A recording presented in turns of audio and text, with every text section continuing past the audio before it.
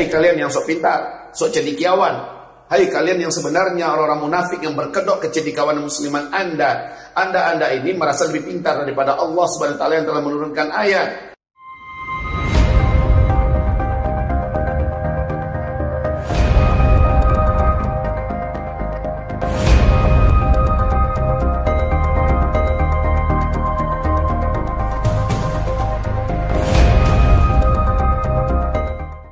Assalamualaikum warahmatullahi wabarakatuh.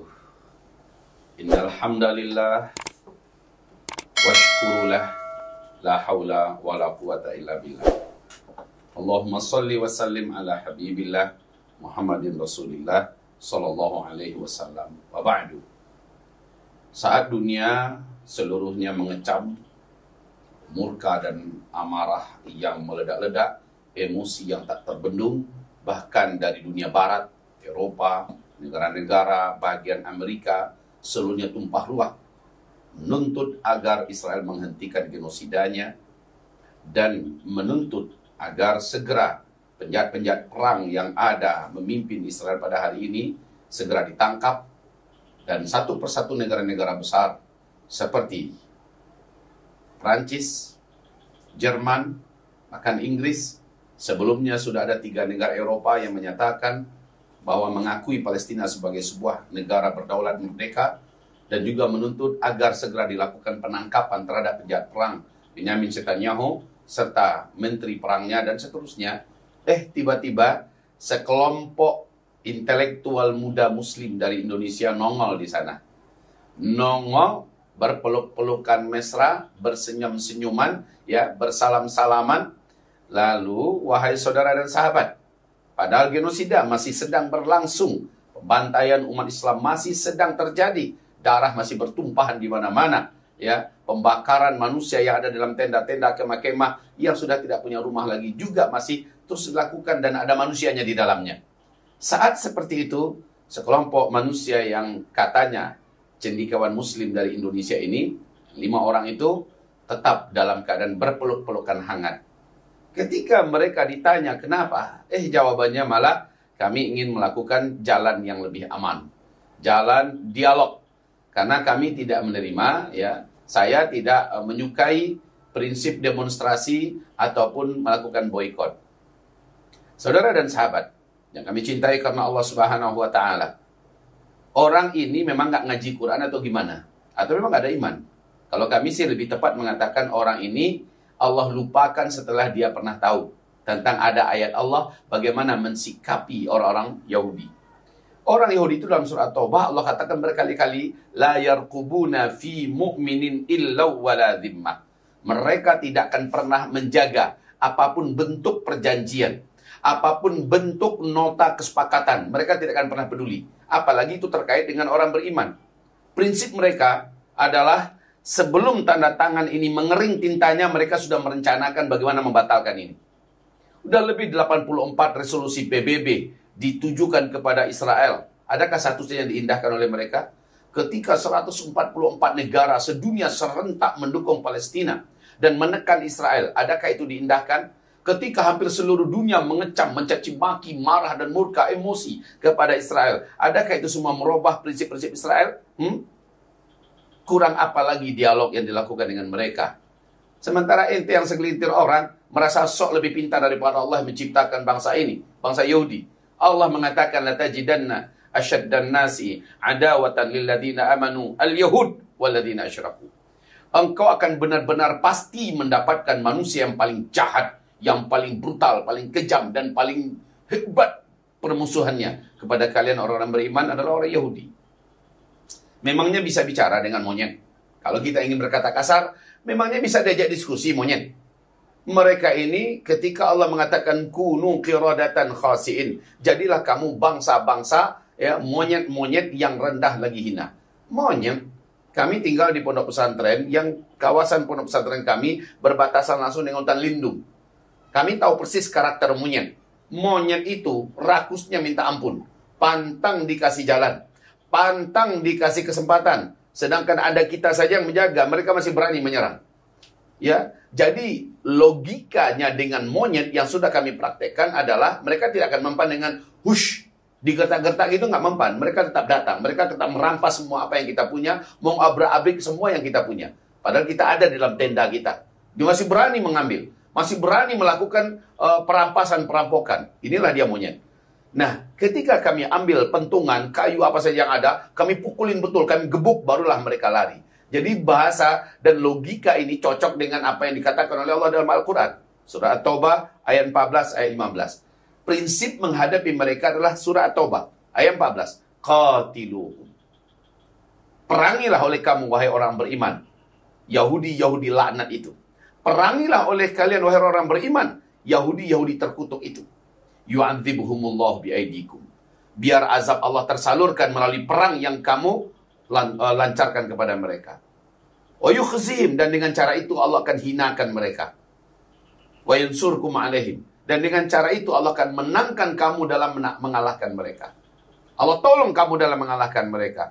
Wa yashfi sudur qaumil mu'minin, dan dengan cara itu pula sembuh semua rasa sakit yang ada dalam dada orang beriman. Kemarin ini kami merasa tersenyum geli dan juga bersyukur ketika mendengar emak-emak yang berkata Allahu Akbar, Masya Allah, Alhamdulillah, senang betul. Tidak ada pemandangan yang lebih menyenangkan mata saya, lebih menyembuhkan perasaan saya saat ini, melebihi apa yang kami lihat saat ini, yaitu tank-tank Merkavanya orang-orang Israel. IDF Israel itu meledak, ya, terpisah antara organ ini dengan organ itu, tank-tanknya, dan mati beberapa orang yang ada di dalamnya. Gembira semua orang-orang jalur Gaza yang selama ini mereka diserang secara membabi buta, dibantai dengan penuh gila, ya.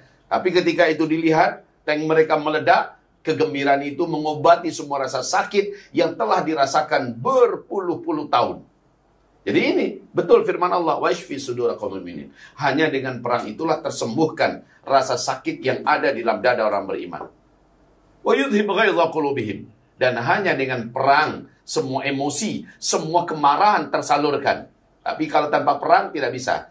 Perang ini hanya boleh dilakukan kepada bangsa Yahudi yang memerangi umat Islam, khususnya di Palestina, ya. Tetapi orang-orang Yahudi lainnya di tempat lain yang tidak memerangi, tidak boleh diperangi.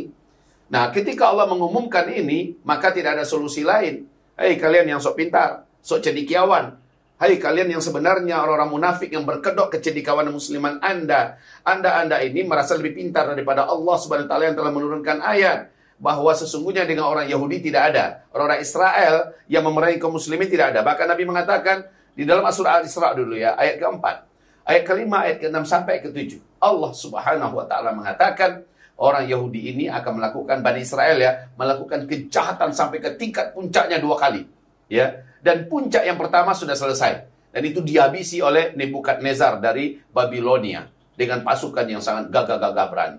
Dan yang kedua, ya, Jamahir ulama Ahlus Sunnah Jamaah mengatakan inilah yang kedua, tingkat kejahatan mereka di puncaknya. Dan itu penyelesaiannya ternyata tetap dengan faidza jaa wa'dul akhirah, tatkala datang janji yang kedua, Allah bangkitkan kembali pasukan-pasukan pilihan dari hamba-hamba Allah yang terbaik, yang terpilih. Liyasu wujuhakum, mereka melancarkan perang kepada kami, membuat hancur dan membuat image kamu menjadi rusak di muka bumi. Inilah yang terjadi sekarang ini. Para mujahidin dari Hamas, dari jihad Islami dan lain-lainnya, mereka bahu-membahu, mereka bersatu mengusir penjajah, membuat hancur citra Israel pada hari ini. Jadi ketika Allah mengatakan itu jalannya hanyalah perang, maka ente mengatakan diskusi.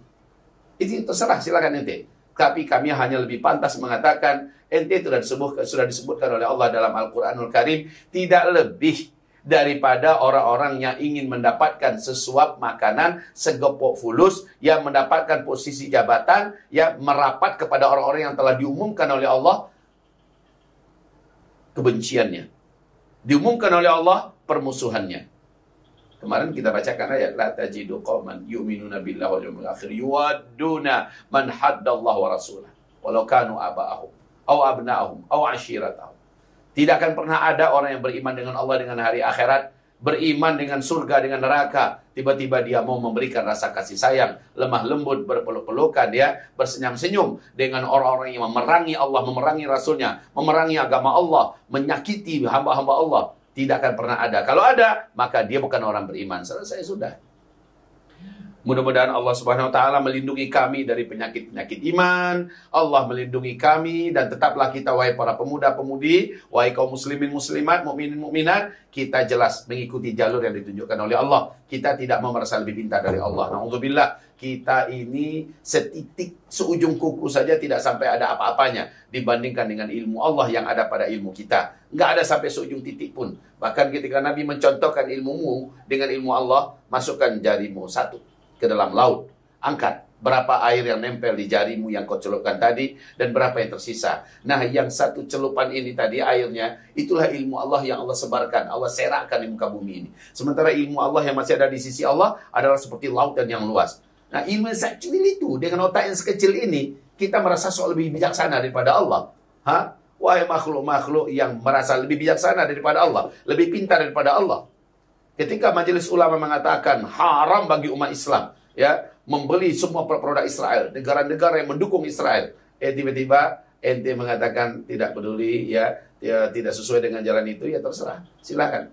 Itu hak ente mengatakan itu, hak ente untuk mengambil jalan itu. Tetapi bagi kami orang beriman, bagi kami orang Islam, bahkan banyak non-muslim sendiri pun sudah tahu jalan secara nalurinya, secara fitrahnya, secara instingnya. Mereka mengambil jalur di mana mereka melakukan boykot. Mereka turun ke jalan-jalan. Karena dengan surat-surat yang keras saja dari PBB, dia tidak peduli. Perundingan entah berapa ribu kali dilakukan, mereka tidak mau mendengarkan. Dan Allah sudah umumkan dalam Al-Quran, mereka tidak akan pernah mengindahkan apapun bentuk perjanjian yang dibuat antara kamu dengan mereka. Karena mereka tidak akan pernah menganggap kamu sebelah mata pun kepada orang beriman. Maka ketika itu sudah, maka Anda mengatakan masih ada peluang dengan cara diskusi dan dialog. Silakan, wahai orang-orang yang hanya mencari keuntungan dunia, hanya mendapatkan keuntungan dunia, ingin mendapatkan pujian dari musuh Allah. Silakan, lakukan itu. Tetapi kami, ini jalan kami, itu jalan ente, itu jalan Anda. Silakan tempuh jalan Anda dan tanggung resikonya di hadapan Allah. Kami tempuh jalan kami dan kami akan dapatkan janji Allah Subhanahu wa taala. Yakni kemenangan tetap akan Allah berikan kepada Palestina dengan jalan perang, dan Allah berikan kemenangan di akhir zaman ini juga dengan jalan perang, dan jalan inilah salah satunya yang paling masuk akal, dan inilah jalan akhir zaman. Masya Allah. Barakallahu fikum. Mohon maaf lahir dan batin. Assalamualaikum warahmatullahi wabarakatuh.